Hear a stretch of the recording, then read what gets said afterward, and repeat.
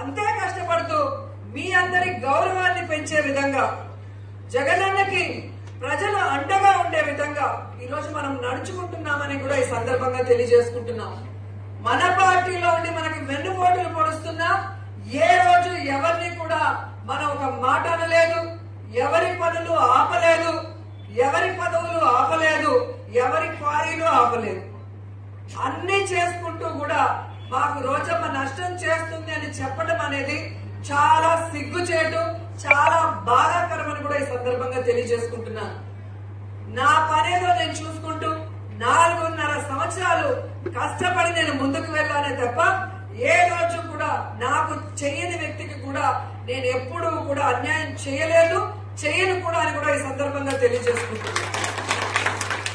అలాగే ఈరోజు నా శక్తికి మించి నేను ఎమ్మెల్యేగా ఉన్నప్పుడే మొత్తం నియోజకవర్గాన్ని తిరుపతిలో చేర్చాలన్న ప్రయత్నం మన నాయకుల కోరిక మేరకు ఎంత కష్టపడి చేశానో మీ అందరికీ తెలుసు. మన జిల్లాలో పెద్ద పెద్ద మంత్రులు కూడా వాళ్ళు దాని గురించి పట్టించుకోలేదు. కానీ నేను జగనన్న దగ్గరికి, ఆఫీసర్స్ దగ్గరికి ఎన్నిసార్లు వెళ్లి మాట్లాడానో నాకు తెలుసు. ఎప్పుడైతే తిరుపతికి దగ్గరున్న పుత్తూరు, వడమాలపేట మాత్రమే తిరుపతిలో చేర్చగానే మిగతా 3 మండలాలు చిత్తూరు వరకు వెళ్లలేక ఇబ్బంది పడతాయని అన్నని రిక్వెస్ట్ చేయడం జరిగింది. కనీసం తిరుపతిలో కలపలేకపోతే చిత్తూరు వరకు వెళ్లే కష్టాన్ని తప్పిస్తూ మాకు ఆర్టీఓ రెవెన్యూ డివిజన్ కావాలి అన్నా, అలాగే డిఎస్పీ సర్కిల్ కావాలన్నా, అలాగే మోటార్ వెహికల్ ఆఫీసు లైసెన్స్ కోసం కావాలన్నా అని అడగగానే పెద్ద మనసుతో జగనన్న ఆశీర్వదించి మనకివ్వడం జరిగింది. అది ప్రతి ఒక్కరూ కూడా గుర్తుపెట్టుకోవాలి. నేను కూడా సైలెంట్ గా ఉంటే 5 మండలాలు రోజు చిత్తూరుకు పోవాల్సిందే. సో ఈ ఒక్క పనికే నాకు మీరు 2 సార్లు కూడా ఓటేయచ్చు, 2024-2029 కూడా ఓట్లేయచ్చు. అంత పెద్ద విషయం అది మీకు కూడా తెలుసు, నేనే చెప్పడం కాదు. అలాగే మన 100-బెడ్ హాస్పిటల్ తూతూ మంత్రంగా కట్టేసి వెళ్లారు. దానికి రోడ్ లేదు, లైటింగ్ లేదు, డ్రైనేజ్ లేదు, ఏమీ లేదు.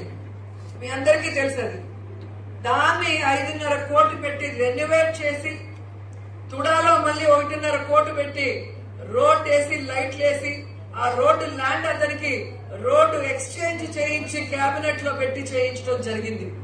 ఈ రోజు మన నియోజకవర్గ ప్రజలు డయాలసిస్ కి ఇబ్బంది పడుతున్నారంటే జగనన్నని రిక్వెస్ట్ చేసి డయాలసిస్ సెంటర్ కూడా పెట్టించాలని కూడా గర్వంగా చెప్పగలరు. ఈ 3-4 రోజుల్లో దాన్ని కూడా ఓపెన్ చేస్తున్నాం. 5 డయాలసిస్ యూనిట్స్ మనకి ఇవ్వడం జరిగింది. ఇది జగనన్నని ఎమ్మెల్యే వెళ్ళి అడిగితేనే జరిగేటివి.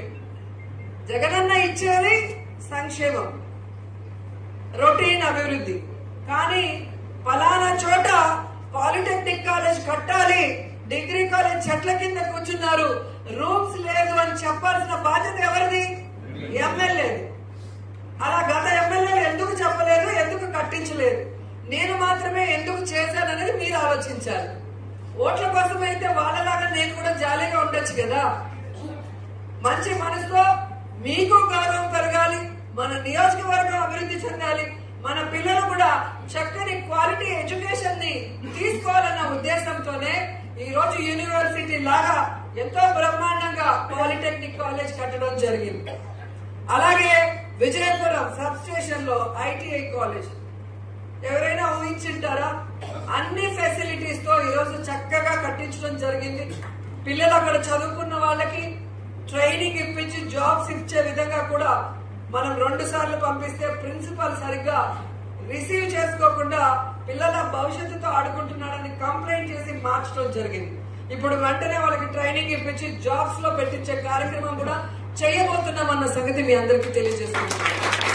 అలాగే అమ్మాయప్ప తెలుగుదేశం పార్టీ ప్రభుత్వం పోగానే అప్పుడు అప్లికేషన్ పెట్టుకున్న మాకు ఈ ప్రభుత్వం సహాయం సహకారాలు అందిస్తుందో లేదో, మేము పెట్టచ్చో లేదో అని వాళ్ళు కన్ఫ్యూజన్ లో భయంలో ఉంటే నేను మా ఆయన మేమున్నాం, అన్ని పర్మిషన్లు తీసిస్తాం, మీరు రండి అని చెప్పి వాళ్ళకి అడుగడుగున అండగా నిలబడి ఈరోజు ఫ్యాక్టరీ 1,00,000 చదరపు అడుగుల్లో పూర్తి చేసి వర్కింగ్ కి సిద్ధంగా ఉంది. దాదాపుగా 2000 మందికి ఉద్యోగ అవకాశాలు వచ్చే విధంగా ఈరోజు మేము వాళ్ళని కష్టపడి ఒప్పించి ఇచ్చిన మాట ప్రకారం వాళ్ళకి అన్ని పర్మిషన్లకి హెల్ప్ చేస్తున్నామన్న విషయాన్ని కూడా మీ అందరికీ తెలియజేసుకుంటున్నాం.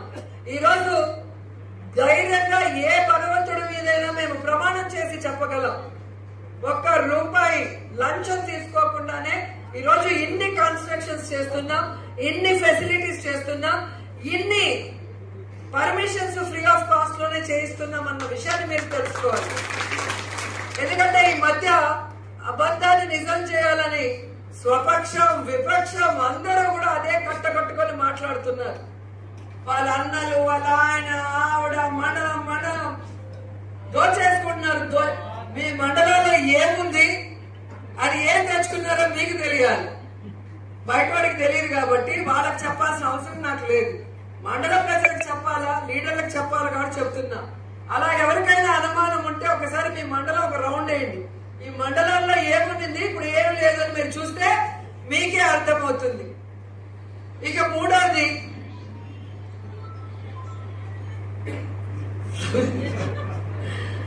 ఈరోజు ఒక 2 మున్సిపాలిటీని పోటీగా చేసుకున్నారే తప్ప పన్నులు కట్టాలంటే మున్సిపాలిటీలో మినిమం ఫెసిలిటీస్ ఉండాలి. మౌలిక సదుపాయాలు, రోడ్లు, డ్రైన్లు, లైట్లు. ఒక మున్సిపాలిటీ అంటే పిల్లలు పెద్దవాళ్ళు ఆడుకునేలాగా పార్కులు, అలాగే ఎలక్ట్రిక్ క్రిమినేషన్, ఇవి కరెంటుతో శ్మశానంలో గౌరవంగా దహన కార్యక్రమాలు చేసుకునేటివి, అలాగే ప్రభుత్వ బిల్డింగ్స్ అన్ని కూడా ఏవేవైతే కావాలో ఈ రోజు గర్వంగా